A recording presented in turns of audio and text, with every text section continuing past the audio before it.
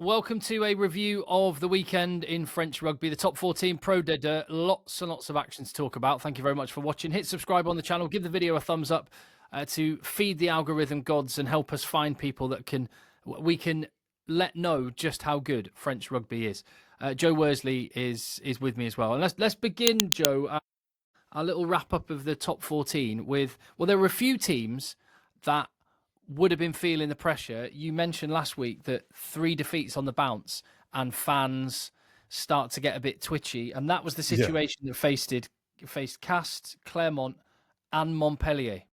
Yeah, and don't forget Perpignan are in that part as well. But the 3 teams you talked about all won, all produced massive performances, huge emotional efforts, and put the opposition away. I mean, Montpellier, that game against Toulouse, Billy was huge. I spoke to him during the week trying to get a number off him, and we ventured into talking about the start of the season, how important it is, especially for the French mentality, to be getting the victories early in the season gives you amazing confidence.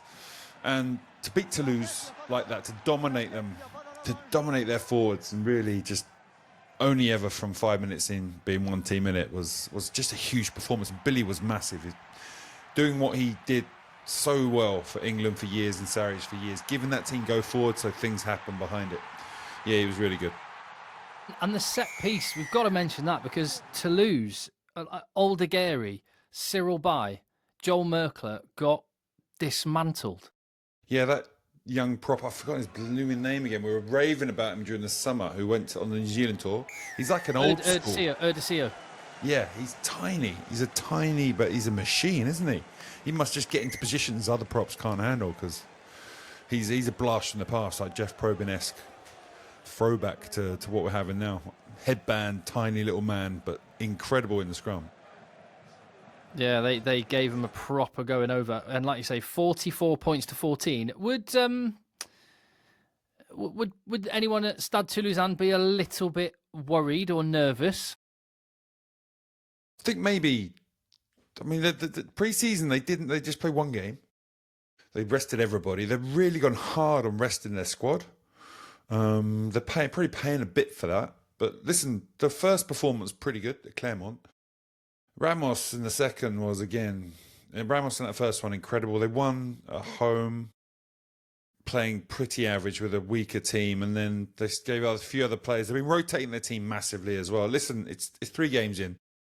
They're still hitting their straps. Some guys have played very little rugby. I'm not sure the management be that worried, but 2 bad performances in a row is very unlike them. I hear that. I hear your point about the rotation, and obviously I think that could be an answer for it, that these lads haven't played a lot of rugby. They might be undercooked at this moment, but this was not far off a full strength team that took on Montpellier. Not far off. Yeah, but honestly, Montpellier, the emotional engagement they had in that game was phenomenal. Watched the whole game live, but you knew pretty early on which way it was going. Just the collisions. I mean, the final last year where Toulouse, you can see early doors, my God, they're dominating this. And it was Bordeaux producing magic moments, offloads, scoring incredible tries just to stay in it. But if you're forward to dominating, even if you're producing tries like that, it's still tough to win. And the backs were getting shut down by Toulouse as well, making errors, poor kicks. So Montpellier just feasted on it. 40 points, 44 points. Incredible performance. There was only one game that was within a score this weekend, and there was so many points. There was some absolute beatdowns in this one, and you don't expect. I mean, you might have expected Clermont and Castres to maybe get the wins at home against Pau and Bayonne, respectively, but you didn't really expect the score lines that we saw. 50 points to 27 for Clermont. Again, they got this emotional. The season's very long. It's hard to maintain exactly the same levels in France all season, because it can be 11 months long. Now, Clermont lost a home to Toulouse, who put a good performance in that time. They had to win that home game. They had to win. It was a 100 years celebration of their club as well. On top of that, all the ex-players being invited. There was a huge event around it. So, listen, those 2 things are going to give you a mental edge, surely. And honestly, the game wasn't as one-sided as it looks from the scoreline. Pau did score some tries. They were like 10 points away in the second half for quite a long of it, but just blew out at the ends. Poe again scored a couple of nice tries, but just physically weren't quite able to match Clermont. And Cast have been playing all right. They've been playing okay. They've been putting decent performances. Lost last kick of the game, and Toulon, they really were in it.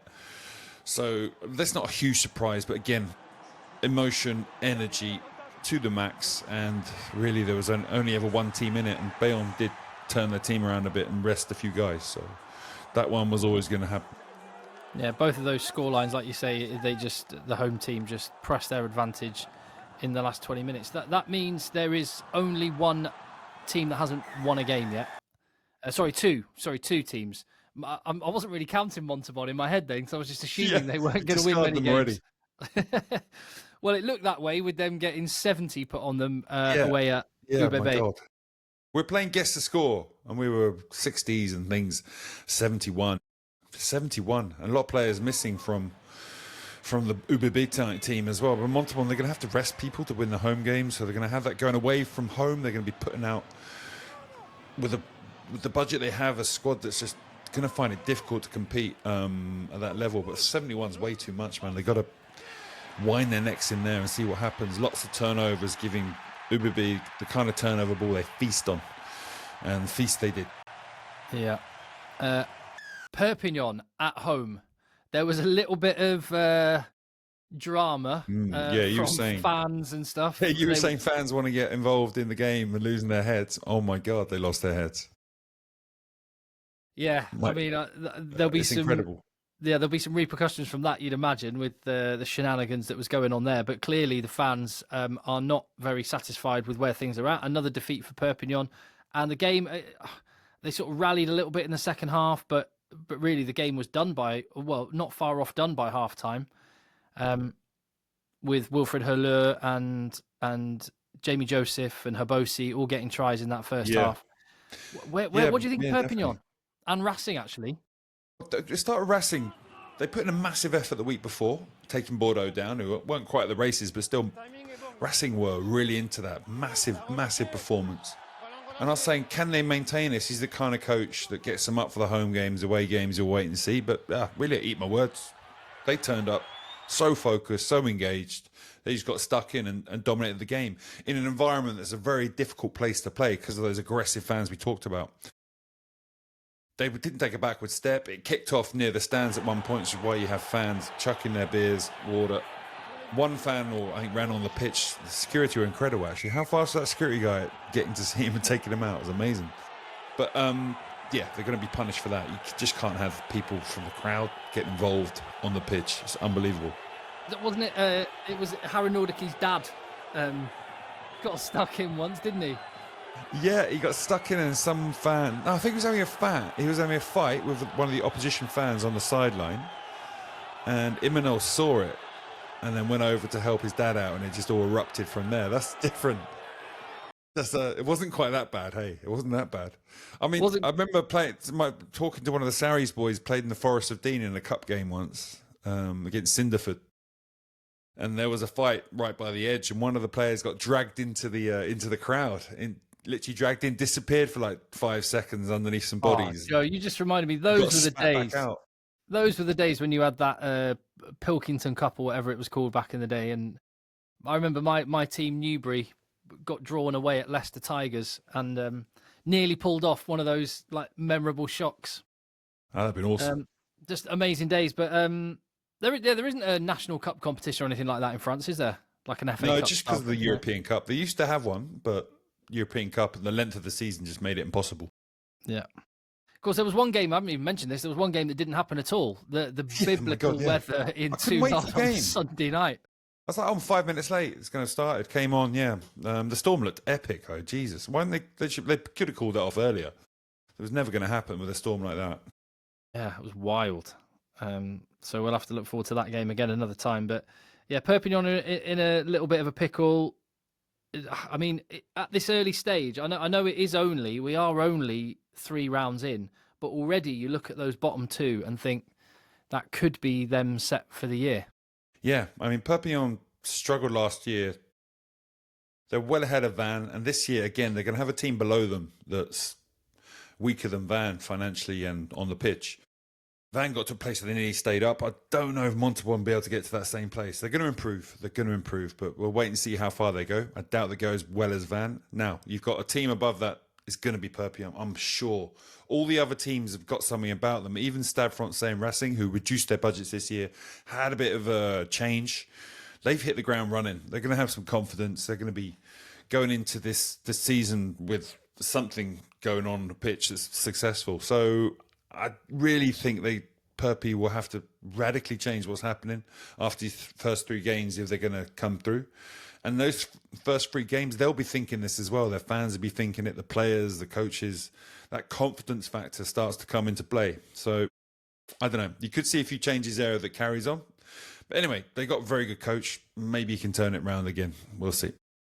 An interesting one is there is only one unbeaten team, and it's Lyon, who have had quite a favourable opening round of fixtures. Racing at home, Montauban away, Stade Francais at home. So they've played the 2 Parisian teams, and the only away game is at Montauban. I think we're gonna learn a lot about just what this Lyon team are about when they go away to Section Paloise and then away to Bordeaux in the next couple of weeks. Yeah, to be decided. I mean, some great tries in that game. Dakawaka, another special.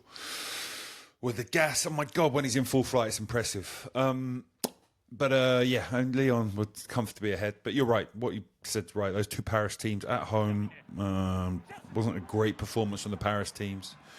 Went to Montauban, ground out a victory there. Yeah, we got to wait and see. That's really a wait and see club.